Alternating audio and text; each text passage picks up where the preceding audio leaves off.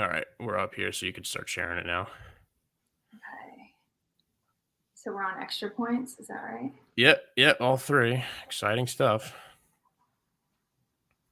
Let's share this puppy. Yeah, this is cool. I think this is going to be great.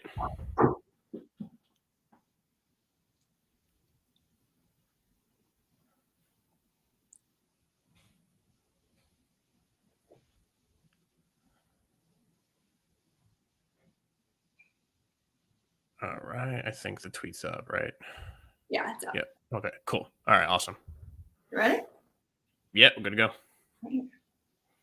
Welcome, everyone, to the third edition of the 2021 Waiver Wired podcast. It is week 4 of the NFL season. We got to review what went right, what went wrong in week 3, and figure out how to win our fantasy football leagues this week. Eddie Spaghetti, how's it going?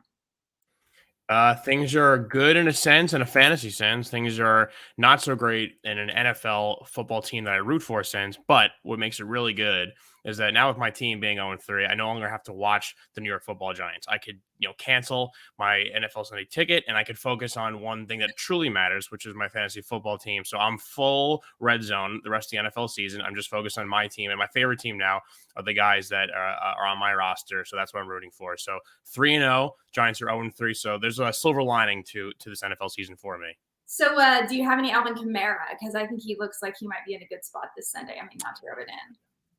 No shares of AK, but yes, I mean, in our extra points arcade pool here, I was like, this Saints versus Giants game is a no-brainer. They're going to crush them. They're going to have a field day versus them. Blake Martinez out, and it's a bummer because he's been so great. One of the bright spots for the Giants. I know Daniel Jones is great as well. They're not scoring points, so Saints defense, if you have them, they're going to look good. I mean, it's just going to be a disaster. Yeah, probably, but that's okay because, as you said, it's a fantasy win, and you can always target the Giants with your running backs to get more points or whatever. But you know what, Eddie? They're going to win a game or two, and then you're going to feel better, and you'll be a Giants fan again. And, it's all good. It's how it feels. I've often said that men are actually too emotional to play fantasy football, but we'll go into that on another season. You actually seem in control with your 3-0, so you may not be one of those, but men and their sports, it's a very emotional thing. I get emotional too, but men in sports, it's a very, very special bond. We have an awesome show. If you're watching this live, please join in. We are taking questions from you, interactions from you. We have one of my all-time favorite people in the world, a fantastic fantasy football analyst, as well as baseball, hockey, basketball, you name it, Chris Meaney, joining us shortly. So if you have any questions for Chris, go ahead and throw them out. And of course, we're going to get to all the news, notes, and the things you need to set your winning lineups for this week. News, of course, big news. Obviously, everyone's heard Christian McCaffrey out probably at least 3 to 4 weeks. I'm sure you've all put in your bids for Chuba Hubbard, maybe even for Royce Freeman in deep leagues.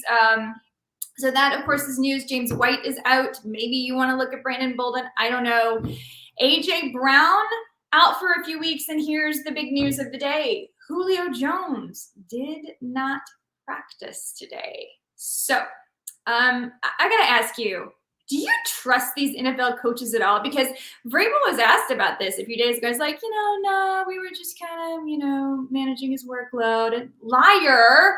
Did you go to the Kyle Shanahan School of Coaching? What's going on here? Yeah, I'm glad you brought that up because there's a few weird things with injuries that I was looking at today with coaches and how much they talk about it. And this was a weird one. I don't trust them, number one. I think part of me thinks that the NFL, the coaches are a little jealous of the NHL model where they give upper body, lower body injury, which is so frustrating. And I think coaches now with there's so much information available to these coaches and to these players that they want to try to keep some things close to the vest. And I can see that side for it, but obviously, for the business that we're in, we have to talk about this stuff for fantasy or just for whatever else we're doing. And it's very frustrating to see that. And another weird injury related thing too with coaches, like Judge today Golden Tate made some comments about the Giants, and he's bragging about the lack of soft tissue injuries. And I still wonder, and I think we brought this up a few weeks back. It's the lack of starters playing in the preseason, I feel like now it's, going into week 4, we're still going to see some of this stuff flare up early on in the seasons, because now, I mean, there's an extra game in the season, but with them not playing at all in preseason, or very, very limited, more so than we've ever seen, like, I'm not going to be shocked about more guys having these injuries flare up. And then, like, now coaches, Vrabel and whoever, just saying like, oh, we're not going to give you the full scope of what's really going on.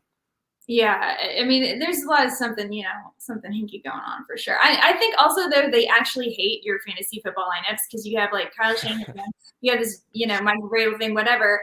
And then on the other side, we have like actual players like Austin Eckler, who's actually hosting his own fantasy football podcast. Awesome. So it's like, which side is it? I feel like it almost like draws a line in the sand. Like, are you pro fantasy or anti fantasy? And I get it, but I don't know. I feel like they're trying to be sneaky almost on purpose to a level they haven't been in the past. But don't trust coaches. Yeah. I think that's all I'm going to say here. I'm with you on that 100%. Don't trust anything they say.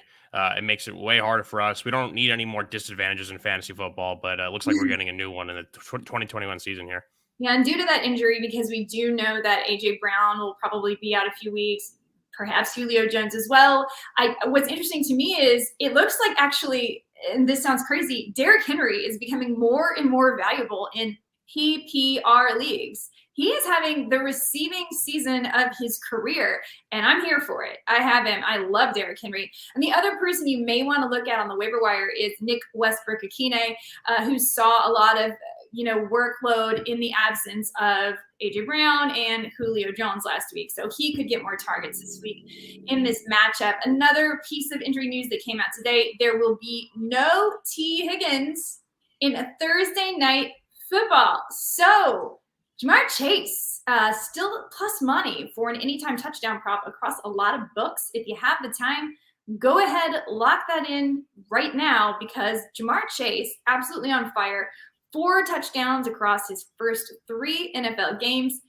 3 of those touchdowns have come in a game with a 30-yard reception, 3 in a row. It's just kind of incredible, because we were all freaked out. Thanks, reporters. You were telling us that he stunk in practice, that he stunk in preseason, that he couldn't hold onto the ball. This confusing white stripes. Oh my God. Well, he's like tied for the number 4 wide receiver in fantasy right now. So I could not believe that. Just on that, like, it's one thing. Like, I know reporters have to report the accurate news, but especially like team beat writers, I don't know. Maybe it's a lack of integrity thing on my end with the way my brain works. But it's like, if you draft this guy, you're expecting big things, like not only from him, but also to help out Joe Burrow, like the face of your franchise. And you're going to start putting out articles that he can't see the football and he's confused about the stripes. Like, I mean, this guy's played the best of the best in college. He's always been a high recruit. If you bought into that, I feel sorry for you. But yeah, it's a weird move by the beat writers to do that. Totally weird move. Joe Burrow, by the way, looking pretty good this year. Really upped his completion percentage, 70.7%, which is top 10 amongst quarterbacks right now. Still 4 picks, which is a few too many in my opinion, but certainly not the 7 of Trevor Lawrence or Zach Wilson. So I do think the Bengals are going to win this game tomorrow night. Who do you think is going to win? It's a 7.5 the spread. Who would you take? Jacksonville. I've always liked. I like the Bengals. I've liked them since early in the season. I know people were down on them. I wasn't a full believer in the Browns yet in the AFC North. The Steelers clearly have issues, and those issues have come to fruition with the O-line and Big Ben aging. And the Ravens, I still thought they were the cream of the crop, but I was like, I'm not totally sure that the Bengals are going to be totally out of the mix here. And I've been sort of right, because we're talking about Jamar Chase having a great season. Joe Burrow looks like his knees, as good as new, and he's playing all right. And Joe Mixon's having a phenomenal season as well. I like the offensive pieces, obviously having Boyd and Higgins as well. The defense, some questions, but I mean, and then you look at this Jacksonville Jaguars team, and Trevor Lawrence throwing a bunch of interceptions. There was already rumors like, oh, Urban Meyer's going to leave for the USC job. He's really not into it. He's more of a college coach.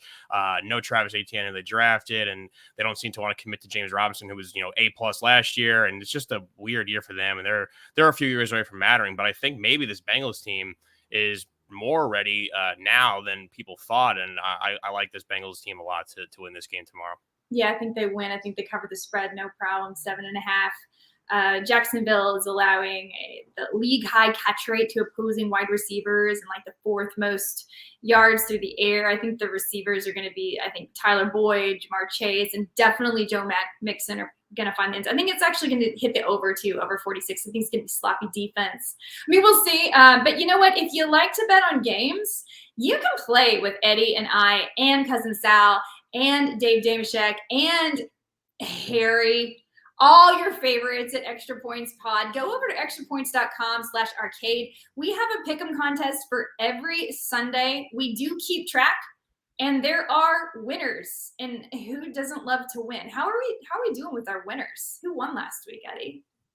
Oh, let's see right now. We got the prop quiz winner from last week, Jeff Samita. 7 right, won in the tiebreaker. The college pick'em winner, Justin Lance, and Brandon Burgess. They tied with 14 out of 20. And don't worry, we will have a college tiebreaker this week, but good for both of you guys. You are getting a hat, both of you. And the NFL pick'em week 3, the head-to-head this week, Greg Parker, Chris Golitat, and Brian Gallagher, all with 12 right. The week 4 games are now live. And like Jen said, you can play with all of us here at Extra Points. It's a lot of fun. The best part, it's free. All you need to do is put in your name and in the email. You could join the 3 contests, and they're going to be always new fun ones popping up here and there. But every week we have the NFL week picks, college picks, and the NFL prop quiz.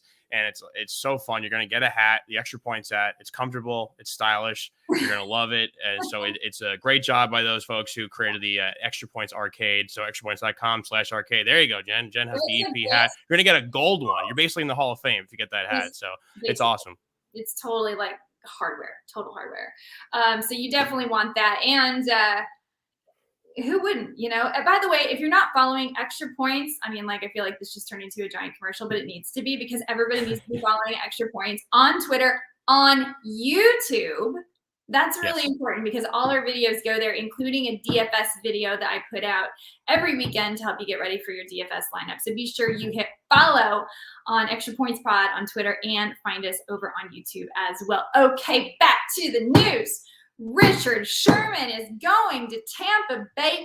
Do we have any more storylines for this Tom Brady return, revenge game on Sunday night? And what's going to happen here? Like when games like this come up, does it make you want to play, say, Kendrick Bourne more than you would have before because there's going to be a revenge game narrative? Like, do you buy into that at all? I mean, I'm pretty certain Tom Brady's going to just go crazy.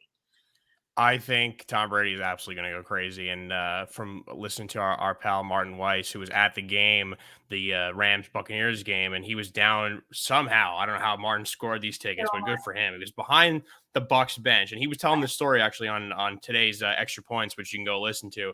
And he said that Tom Brady was so angry, and like obviously we've both seen Tom Brady scream and curse in the sidelines, but he was like every single player was getting screamed at after every drive by Tom Brady. And now with this weird like Alex Guerrero stuff, and Tom Brady's dad saying something about Belichick, so you know he's going to come out firing. And I think, my prediction is that maybe Leonard Fournette, running backs, whoever's in there for Tampa is not going to have the best game. Maybe receiving they will, but I think Brady's going to throw a lot of passes in this game. I think he's telling Bruce Arians, like, hey, I'm going to air this thing out. I want to beat Belichick badly. And then reversely, I think Belichick knows that's coming too. So it's going to be, an unstoppable force meeting an immovable object here. It should be a really, really fun game. But man, I'd be really afraid to play a really pissed off, angry Brady. And now they're adding Richard Sherman on the defensive side, and they need some DB help terribly. I mean, this is not the Bucs defense from last year we were used to, where they were dominant, and now they really need help. And he was out there, and again, this is the long list of players who Tom Brady's picked up his cell phone and say, "Hey, Antonio Brown, hey Gronk, hey Richard Sherman, like come over here. We're gonna do this thing down in Tampa." And they got another one and a great player I think who has some left in the tank. So this is going to be a real heck of a game. I think it is too. I mean, Tampa Bay has actually surrendered the 5th most fantasy points to opposing wide receivers. They've been an easy matchup and the 10th most points to opposing quarterbacks. This could even be a good day for Mac Jones. I don't know. I'm definitely interested. Yeah, there are so many storylines. I hope we don't have to see any more Subway commercials. That's my main request. Just no more of those, please. Where he doesn't actually eat the sandwich, just holds it because it's on the contract. Weird. Trying too hard, but whatever. So big storyline there, and I think that's going to be fun. So quickly, let's hit the waiver wire before we are joined by Chris Meaney of Fave the Noise Network. Chuba Hubbard, probably the number one claim if you still have time to make them, and a lot of leagues still do. Peyton Barber is someone that I think we now have to finally admit, okay, look, I know this guy averaged 2.7 yards per attempt last year. and this feels really, really gross, but he clearly is the handcuff for Josh Jacobs. Josh Jacobs is prone to get a little bit beat up. I think that's why they went and got Kenyon Drake in the first place, but it's not Kenyon Drake. It's true. The one person that does tell the truth, by the way, is John Gruden. He does. I mean, he told you Waller was going to start. He told you whatever. Josh Jacobs is still the guy he is when he's healthy. And he said Peyton Barber was the guy that was going to be taking over for Josh Jacobs, and he has. He's seen 36 touches across the past 2 games as opposed to Kenyon Drake's 30. So he had 142 yards total last week, found the end zone. It's gross. But especially if you're the Josh Jacobs owner, you probably want to put in a claim for Peyton Barber. Okay, Emmanuel Sanders went off as we thought he would. Tim Patrick is still available out there. That is absolutely wrong, and he shouldn't be, especially with KJ Hamler now out for the season with a torn ACL. So that receiving core is now Cortland Sutton, Tim Patrick, Noah Fant. Those are the guys you want to make sure you have because Teddy Bridgewater is still the most accurate passing quarterback in the NFL. Blows my mind, but these are the facts. Unbelievable. Rashad Bateman, a sneaky move, returning to practice this week. If you need help at receiver, I was watching the game on Sunday. I don't know if you're watching it. Lamar was throwing darts everywhere. Everyone gives, Lamar so much crap about not being able to pass. He looked fantastic. Hollywood Brown and the other receivers too could not hold on to the ball. It was like they got up and washed their hands in butter. It killed me. The drops absolutely killed me. Oh, man. So poor Lamar, doing the best he can out there, carrying the team on his back. He and Justin Tucker carrying the team on their backs. So Rashad Bateman might be someone that you want to be anticipatory about. We mentioned Nick Westbrook. I don't know. Personally, I'm not doing the Josh Gordon thing. I know a lot of people are. He signed with Kansas City. If you want to, go for it. Maybe he will detract some attention from Tyreek Hill and help you, whatever. You can put claims in on Josh Gordon. But me, I'm kind of staying away from that. And one more thing, if you want to, again, get out in front, that San Francisco run game is still just a total disaster. The fact that they had to call in Trey Lance to run that touchdown in, and I know Trey Sermon got in there eventually as well, but you may want to stash Jeff Wilson Jr., especially if you have an IR spot and you're allowed to do that. So that's where we are with Waiver Wire. And can we go to our guests now? Do we have Chris? All right, guys, you may know Chris Meaney as the fantasy expert that shamed Cousin Sal in a FanDuel playoff match last year in DFS. But we invited him anyway. Sal gave us okay. It's cool. He's one of the best in the biz and one of my friends, and he can talk baseball, hockey, basketball, and of course he can talk fantasy football. And we're happy to have you here, Chris. How are you doing today?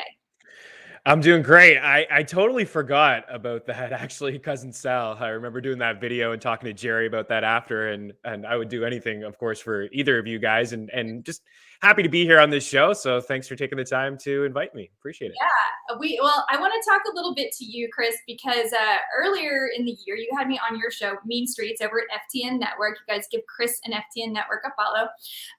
And we talked about the Arizona Cardinals. We previewed them. And I'm going to check our work a little bit. I think we got pretty close to right so far. Now, it's only been 3 games of the season, but I think we saw some good stuff coming. Currently, Kyler Murray is the QB1, and we both liked him a lot. Yeah, we did. Do you still like him a lot? Do you think this is going to hold? I do, yeah. I think the sky's the limit for Kyler. I think he improves every single week as a passer, and he has so much confidence as a rusher as well. I mean, the offense, too, is absolutely lit. I mean, Christian Kirk is giving them something. AJ Green just had his first 100-yard game since 2018. They drafted Rondale Moore, who is going to have his ups and downs. He's still 4th on that team in terms of, snaps and running routes. But when he gets on the field, they find a way to get him involved. And they have 2 running backs who can play as well. And the defense helping out Kyler as well, just pressuring the quarterback and creating some turnovers. So I do believe that Kyler, I think he's going to be the MVP right now. And, Tom Brady is knocking on the door, and Matthew Stafford's having a heck of a start as well. But Kyler Murray he's phenomenal. And he's basically averaged a rushing touchdown per game if you just take away those couple where he hurt his shoulder last season. But I don't expect him to slow down at all. He's unbelievable. I took him number 1 overall in the Sirius XM host league, and I got a lot of flack for it, but I'm feeling okay about it.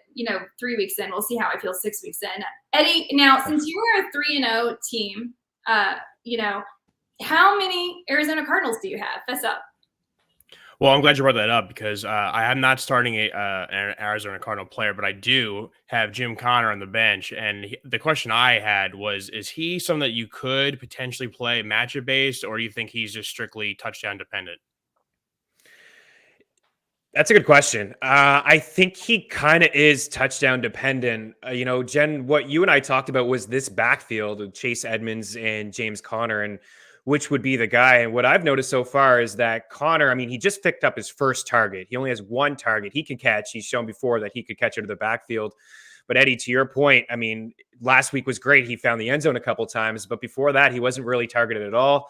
And Chase Edmonds is not only getting targets, he's getting carries as well. So he's sprinkled in all over the place. And Edmonds is 6th in routes run among running backs. He's got 17 targets, which is tied for the 3rd most at the running back position. I really like him a lot this week against the Rams, who do a good job of taking away the opposing team's number 1, number 2 wide receivers. So I think in the right matchup, you can start him like last week against Jacksonville when the schedule turns soft and you figure Arizona is going to put up 30 points, which they could do that week in and week out, but you could play him. But Edmonds, I think, is a must start, where Connor maybe is more of a flex play here and there. Yeah, interestingly, in standard leagues, Connor and Edmonds are 25 and 26. Edmonds 25, Connor's 26, and it's because of that touchdown play. So if you're in a standard league, Connor may be your guy, but in PPR leagues, it's Chase Edmonds. So a little bit format dependent, but I agree. Like, you're just playing for a touchdown if you're playing James Conner. You're playing for goal line carries, which is always risky. Christian Kirk was someone that you and I said we really, really liked late.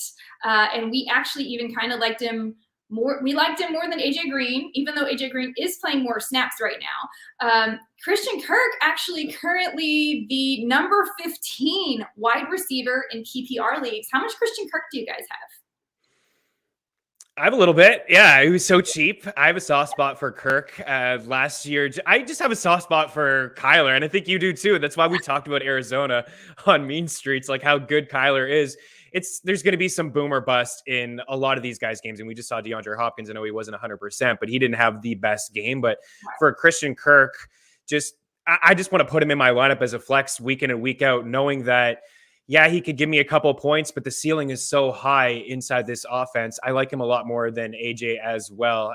He's playing a lot in the slot. Over 50% of his routes are run in the slot, there's a bit of a safety there. And, he can take the top off of defense as well. And Kyler has that deep ball working for him. So I have quite a bit. And I have a lot of Arizona across the board. I'm happy with how things have started so far. Yeah, me too. Now, I want to segue here since we're talking about kind of underperforming. And DeAndre Hopkins is someone that people may feel a little frustrated with. We knew that he was a little bit banged up last week, so I don't think you should be too hard on him, but maybe not getting the results they want. So I want to ask you about a few guys that, I want to know your worry level on. And I'm going to start out with Jonathan Taylor. What's your worry level on Jonathan Taylor? That's a good question. I am worried. I'm concerned. I'm just mostly concerned about this Colts offense. It doesn't look good. And Quentin Nelson went down, who's a big part of that offensive line. We still don't know the word on his status and what it's going to look like.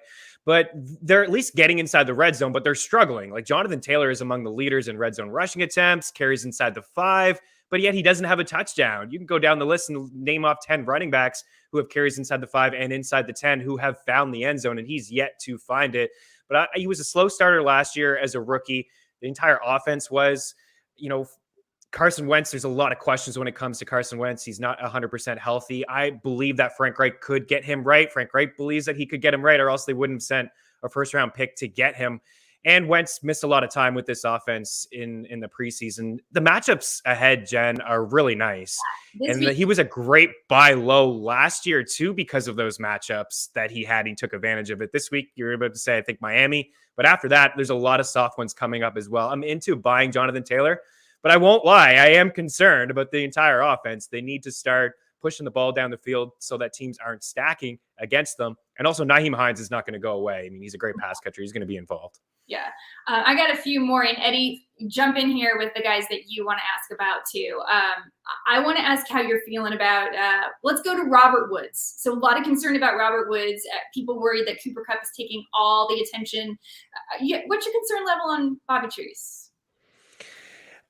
Also concerned, yes. I would say, like, on a scale of 1 to 10, 6. I'm halfway, just over halfway concerned when it comes to Woods. It's been a whole lot of Cooper Kupp, and we're seeing Cooper Kupp's true potential be untapped with this offense. And just hearing Sean McVay talk about it and how there's no throw that Matthew Stafford can't make, and how excited he was. Like, everyone's talking how fired up he was last week over a missed field goal. It's not that. It's the fact that he has Matthew Stafford and what he can run with his offense.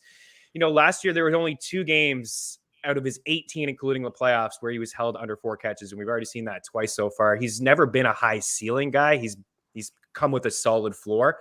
But this offense is so good that I truly do believe he will eventually get his. Stafford's throwing it around to everybody. Desean Jackson got in on the fun last week. Van Jefferson in week 1. Tyler Higbee's been good. But I do believe that Woods is going to be fine. I think you just have to adjust your rest of the season outlook on him. Mm-hmm. A lot of people had him as a wide receiver too. If you can get him as a 3, as your flex, and I think you should go ahead and do that. The schedule is also really nice moving forward. Mm-hmm. Jen, I'll jump in here with one, and I'm not just asking about this player because I watched his team beat my Giants, but coming into the draft, I mean, Kyle Pitts, people were already giving him a gold jacket. And if you watch any college football, he was really as good as a player can get. And I know tight end's pretty weak, and it has been weak for quite a number of seasons, but 11 catches in 3 games. What's going on with Pitts? I mean, the Falcons have they weren't supposed to be a running team. This is going to be an aired out team with Matty Ice, on his last legs there. What's going on with Pitts? Yeah, this is really puzzling. They're lining him up wide. Maybe they should just use him as a tight end. I don't know. Like, he's capable of, you can move him around the field. He's going to be a mismatch, but I'm seeing him go up against decent corners. And I don't know. Why don't you just play him as a tight end, maybe move him around in the slot against linebackers and take advantage of those mismatches over the field? So maybe it's just a learning curve. You mentioned rookie tight ends. I don't remember the last one that was phenomenal. I mean, TJ Hawkinson, when he was a rookie, had an amazing first week, and then he disappeared for the next few weeks. It takes a lot of time for these tight ends. The offensive line doesn't look good in Atlanta. Matt Ryan is not having a lot of time to throw the football. I mean, heck, he's not even hooking up with Calvin Ridley. When Cordell Patterson, and he's been a great story, but when he leads the team in targets and catches, there's a problem. And maybe that's why the offense is so bad. The tight end position is pretty brutal, that at least he is getting some looks and some targets. I'd buy low, but he's not a top 5 tight end for me. There's other guys that I'd rather have at the position. Oh, for certain. At this point, I'd almost rather have Dalton Schultz, almost. But I'm still hopeful for Kyle Pitts that he'll have to get right because Matty Ice has to get right. But what about this one? Breaks my heart because he's always been good. He's always been quarterback proof. But Allen Robinson, is this where that ends? Yeah, I don't know what to do about A-Rob. There's definitely, the window is completely open to acquire this guy. There's really no doubt about that. Last week was puzzling. It's a Matt Nagy thing. It really is. I mean, Allen Robinson has been a top 10 wide receiver in each of the last 2 seasons with poor quarterback play. Mitch Trubisky, Nick Foles, you name it. I don't think he's ever really had a great quarterback. Andy Dalton was probably his best one, and Fields, as bad as he was last week, maybe the second best quarterback he's ever played with. They just didn't set up Justin Fields, and they didn't put him in a good situation last week against Cleveland. They had one play where they were in motion. They had 2 quarterback design runs. I don't know if Nagy can play to Fields' strengths. I want to give A-Rob the benefit of the doubt that he can be okay and he can be productive for you in fantasy. Now is not the time to sell him. You certainly don't drop him. It's very similar to Robert Woods. If you can get him as your 3rd wide receiver, he's your flex, you kind of have to readjust your rest of the season outlook on him, then I would do that. It's a really good matchup this week against Detroit. And also Cleveland's a good defense. They do really well at home. And he played the Rams in week 1. So he's still getting a ton of targets. Mm-hmm. Just over 20 leads the way. But man, this Chicago offense, it's not a good look. Nagy needs to go. Yeah, he does. Okay, one more. And this may be even, some people are even asking about, can I drop this guy? and then we'll move forward and look at some good guys, some positive things. I feel like we've gone really negative. Yes. Robbie Anderson, is he on a milk carton somewhere? What's up with Robbie Anderson? Yeah, he is, and he doesn't have a great matchup this week either. According to our wide receiver quarterback matchup tool, he's going to see Anthony Brown. So that's not a good spot for him. I don't think you could start him. I said last week on Mean Streets that I was considering dropping him, and then all he did last week, I get 2 targets. He dropped one of them, and then he just reeled in one, I believe, for 8 or 10 yards. CMC is out, so this would be like maybe you get one more week of Robbie Anderson. Can we see if he's going to get more involved in the offense without Christian McCaffrey? That's certainly possible, but he's not touching my starting roster. I don't think you can roll him out with confidence. You want to play him in DFS and big tournaments? Sure, by all means. I mean, he's not going to come with a high ownership, but that out of all the players you just mentioned, he's the one I have the most concerns about. Yeah, he's the one I think is basically on the drop list after this week, potentially. Because there's got to be other wide receivers out there. You can get Tim Patrick or, Christian Kirk is still available on a lot of waiver wires, and you can't be holding Robbie Anderson over those guys, especially after this week. So there you go. All right. So I want to talk about some of your favorite, just give me 1 or 2 of your favorite surprises this year, guys that are absolutely balling, that you are very pleasantly surprised. People maybe you took a little bit later in their drafts. Oh, that's a good one. I just feel like right away when you talk about most surprising, I think of Cooper Kupp. That's not a great name to give you here on the spot.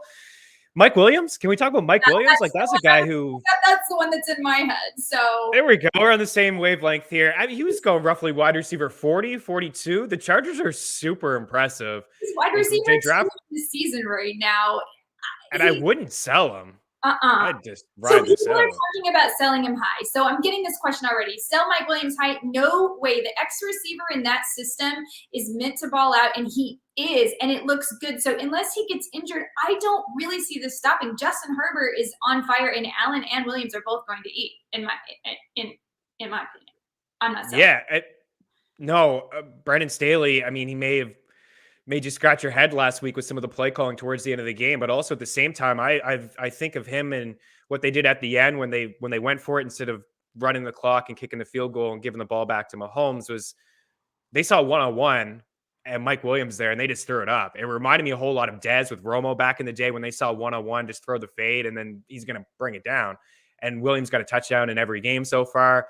The offensive line is what's doing it, Jen. They draft Slater and he's holding his own. They did a good job of building that offensive line and protecting Justin Herbert. It's another offense that I really like. The sky's the limit for Herbert and everybody around him. Me too. So we have some questions that I want to get to in a minute, but really quick, I was wondering if you could give me some of your favorite starts at the position for this week. Like, for instance, for me, running back, I kind of like Miles Sanders this week. I like Jonathan Taylor, just a couple at each position that you like for this week generally. Yeah, I was actually going to talk up Sanders, which I thought may have been a little crazy considering he only had 2 carries, but that is magnified now. That's why I led with it, just so I would take the crazy in case you weren't. But if you're on the same page, it's not crazy. That's how I feel.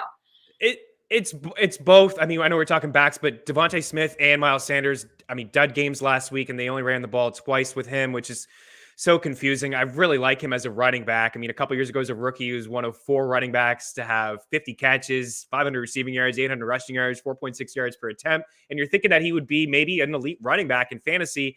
Then he doesn't really get the ball as a sophomore. And I thought it was a Doug Peterson thing. I know they played from behind last week, and they're most likely going to play from behind against Kansas City this week as well. But the Chiefs are struggling not only to stop the pass, but to stop the run. The second most rushing yards, 5.4 yards per carry is the second most, 4 runs of at least 20 yards, the second most fantasy points to quarterbacks, and just the most rushing touchdowns overall when you include quarterbacks. I know Lamar ate them up a little bit, but I think if you're hesitant to start Miles Sanders, which I understand why you would be, he would be a guy. Jonathan Taylor would be a guy. These are 2 running backs that I think you can expect bounce back performance. At least the usage should be there with both of those guys. I agree. Eddie, do you have any guys that you are debating for your lineups this week? Yes, actually I do. And I have one spot. It's really a coin flip between Marquise Hollywood Brown and Corey Davis. And part of my brain goes Corey Davis. is the one there. Should get a lot of targets. The Jets are always going to be behind, and Zach Wilson's going to throw the ball. Hopefully not to the other team, but it's a tough matchup versus Tennessee, and then Marquise Hollywood run another tough matchup versus Denver Broncos, and he had the case of the drops last weekend. So I'm really like, it may just come down to a heads or tails coin flip for me. I would lean Corey. Brown has got a high ceiling, but you mentioned the tough matchup. I would lean Corey Davis, and the Jets offense obviously hasn't been great. I mean, they scored 0 points last week and 6 in the past 2 weeks, but Corey Davis is at least getting the volume, the opportunity, and you can throw in the Titans. You can throw on their secondary. Teams are throwing on them. I think they've given it the most points to opposing wide receivers so far this year in FanDuel. That's a good spot. At least. So that's a pretty good spot for Davis. But Hollywood Brown, what a disappointment. Like, he had so many opportunities and he was looking so good. So frustrating. We have to have you back, Chris, because I want to also ask you if you think the Raiders are for real. I have just a long list of questions here. And if you're worried about Lawrence and all of that. But let's get to some questions. Do you mind answering a few questions with us that we got? Sure, yeah. All right. Yeah, absolutely. What do you have there for us? All right. So let's go to our listener questions here. And we got from JV in the LBC asking, Kenny Golladay is my wide receiver number 2. Will he turn it around or should I give up on him? Ooh, I had this guy's a bust, but I'm starting to come around a little bit, just considering Sterling Shepard is going to miss some time and Darius Slayton's going to miss a bit of time. So, a wide receiver on a new team. The Giants offense is pretty frustrating when you watch it. Jason Garrett doesn't do a great job of. They're just not creative enough, right? They're not creative enough in getting the ball to Saquon. And I think Kenny Golladay, he reamed out Jason Garrett a couple weeks ago. It looked like he was just yelling at Daniel Jones, but he was actually yelling at Jason Garrett. I would just be patient with him and hope that he can return value, but it's not the Kenny Golladay of old. It's not the days of Detroit where, he's a lock and loaded wide receiver 1 for you. I think he's a 3 at best, but I would just be patient. Maybe this week he can turn it around with some missing bodies on the team. I agree. And mostly because of what you said, because no Sterling Shepard, no Darius Slayton. If they were still around, he would be close to my cut list. Just really hasn't done it for this year. Okay, next question. What do we got, Ed? We got from at Steel City 021. He has to start 2 of these 3 in non-PPR. Tyler Lockett, Keenan Allen, or Mike Williams. Oh my goodness. I wish my team was that good. Keenan Allen and Mike Williams. It pains me to say Lockett. I would roll with those 2. It's a high scoring game, right? We have Las Vegas and Los Angeles.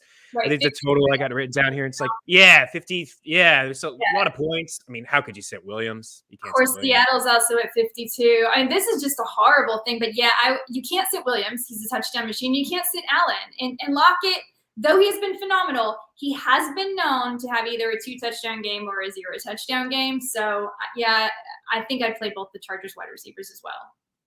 Plus the knee. I think something popped up with him. I'm not hearing too much about it so far, but he left late in that game with a knee injury.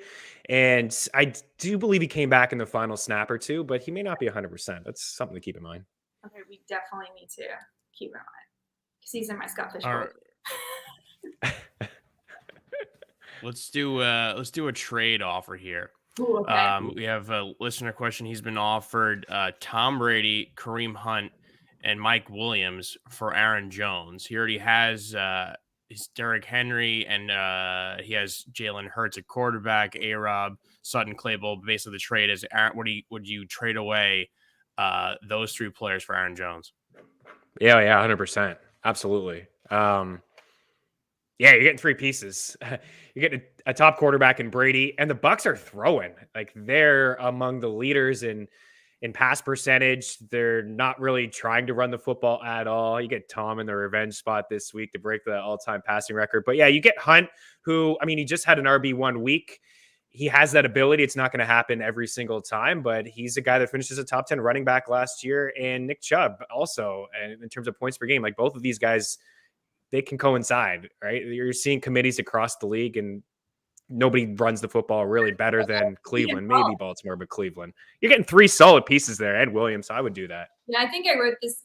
This actually accidentally answered this one online. Sometimes I forget that I'm not supposed to answer them. I think I told him to pull the trigger on this one as well, because it makes a lot of sense. Mike Williams, and he does need to upgrade his wide receivers, especially with the riskiness of Allen Robinson and Chase Claypool, who also hasn't been so phenomenal this year. So yeah, I like it. But I just want to quickly point out that Jalen Hurts is probably frustrating to watch as a real quarterback, but he and like Taylor Heineke, these are players that are actually actually good for your fantasy team. So, I'm not cutting Jalen Hurts loose. So he already has Jalen Hurts. So I think you may want to keep Jalen Hurts around if you can.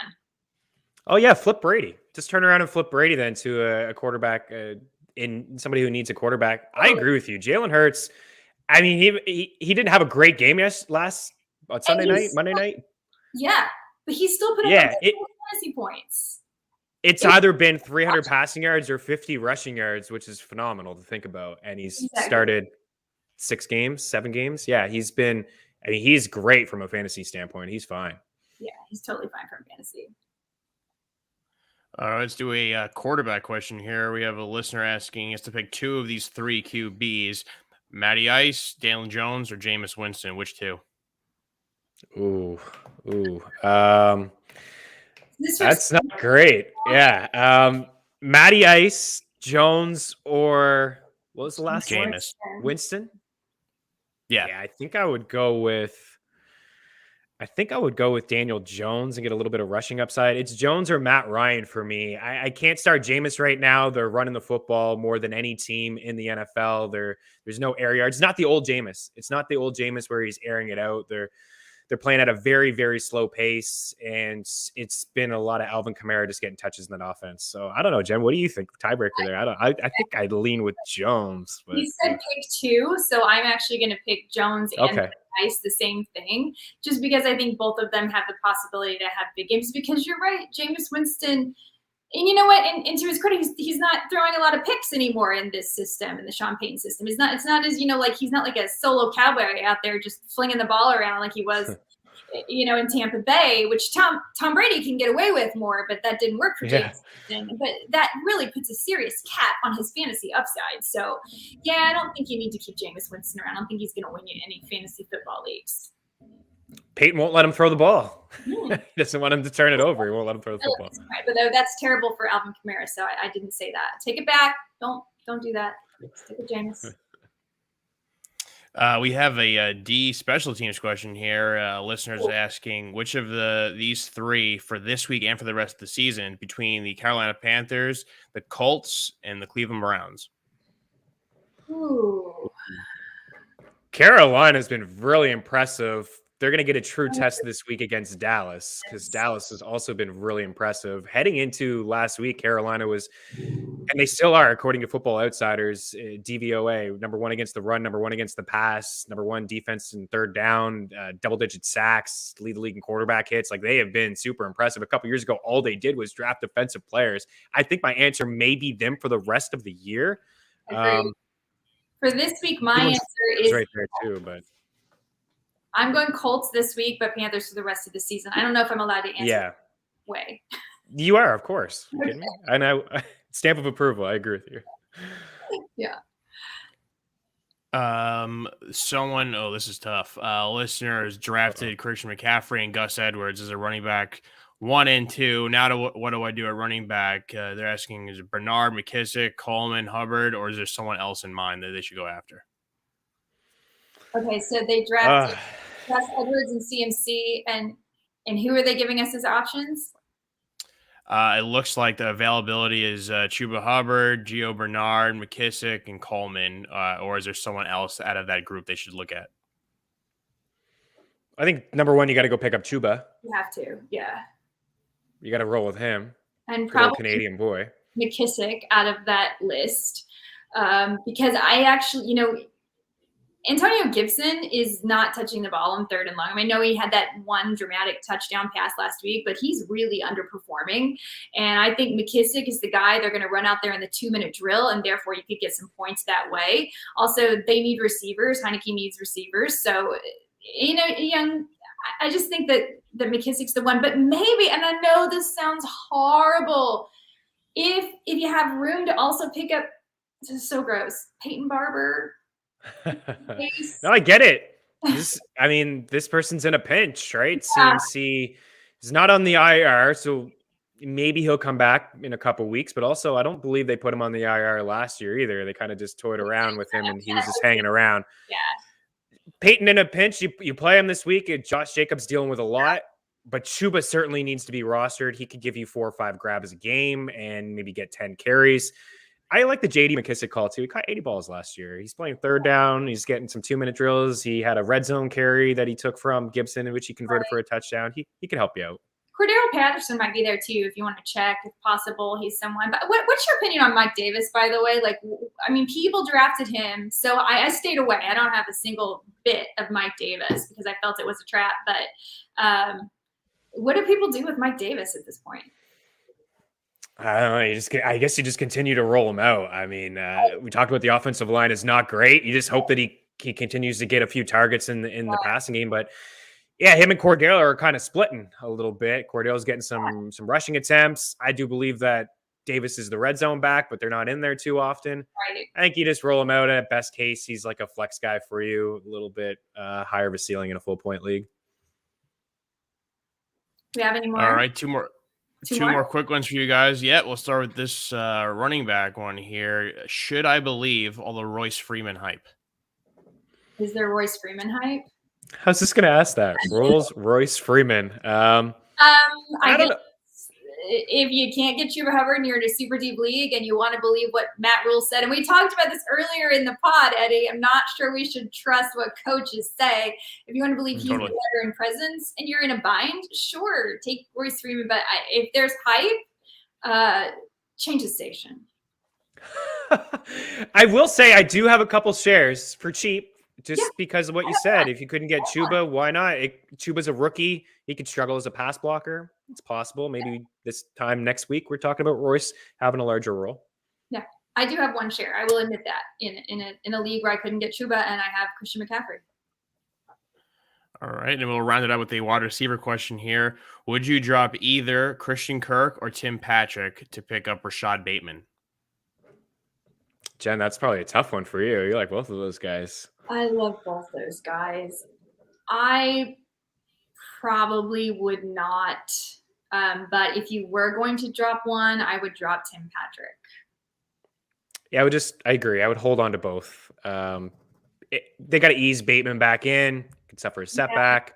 We don't Baltimore really loves know. to run the football. I think he's going to be great, but it could be weeks before he is. He's still a rookie. I don't think I would drop anybody with such a solid floor, which Kirk and Patrick are proving to have, surprisingly. So, okay. That all our questions, Eddie? We answered them all. You guys helped out everyone who chimed in with us. Thanks again for our listeners. Definitely send it at Jen Piacenti, at Edward L. Murphy, and at Extra Points. We'll answer all your questions. So thank you guys for doing that. We will get to them. And don't forget to play with us at the Extra Points Arcade. You can play too, Chris Meaney. It's a free entry. And if you win, you can donate your hat to me because I haven't won yet. And I'm still in pursuit of the golden baseball cap over at extrapoints.com/arcade. You can go head to head with me, Cousin Sal, Eddie Spaghetti, Dave Damashek, Harry, the Parlay Kid, Brother Bry, Martin Weiss, all your favorites. You can compete with us. You can show us how it's done. In the meantime, if you have any questions about specific start sits, what to do with the trade, go ahead and shoot them over to us at Jen Piacenti, at Extra Points Pod, at Edward L. Murphy. Is that right? Edward L. Murphy? Think so. Yeah. Fancy. Like that was old. I gotta change it up, man. I gotta change it. That's why we get better questions if I had a better at handle. No, it's very low. It's like I changed mine from Jennifer to Jen to sound like a little more cool. I'm not sure that worked, but people still probably have trouble spelling Piacenti. And please give Chris Meaney a follow at ChrisMeaney. By the way, the most ridiculous name because he's the least meanie person you've ever met. And of course, you can find him at FTN Network. And in the meantime, go out and enjoy winning that fantasy football.